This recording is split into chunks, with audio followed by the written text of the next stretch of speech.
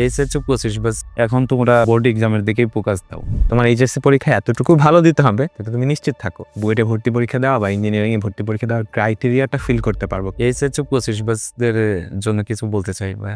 ওদের তো প্রায় 2 মাসের মতো সময় আছে বোর্ড এক্সামের জন্য। তো অনেকে দেখা যায় আমাকে মেসেজ দেয় যে ভাই আমি কি ইঞ্জিনিয়ারিং কোর্স মানে এখন ক্লাস করবো কিনা।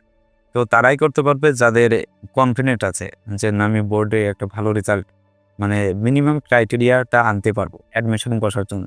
যারা ওরকম কনফিডেন্ট আছে তাদেরকে আমি সাজেস্ট করব, হাইলি সাজেস্ট করব যে না এখনই কিছু ক্লাস করে রাখো, যাতে অ্যাডমিশনে এটা অনেক বেনিফিট দিবে। স্পেশালি আমাকে অনেক বেনিফিট করছে এটা। আর যাদের এখনও কনফিডেন্ট নাই যে না আমি বোর্ডে ভালো করবো কিনা বোর্ড এক্সাম, তো তাদের বলবো যে এখন আর করার দরকার নেই। এখন তোমরা বোর্ড এক্সামের দিকেই ফোকাস দাও। এটাই মেইন ফোকাস দেওয়া আমার মনে হয় বেটার হবে। এটা খুবই ইম্পর্টেন্ট একটা সাজেশন। এটাও আমি আমার স্টুডেন্টদেরকে সবসময় বলি। তোমার এইচএসসি পরীক্ষা এতটুকু ভালো দিতে হবে যাতে তুমি নিশ্চিত থাকো যে আমার যেখানে ড্রিম পরীক্ষা দাও আমি সেখানে পরীক্ষা দিতে পারবো। এবার নিশ্চিন্তে ওটার পরীক্ষা নাও।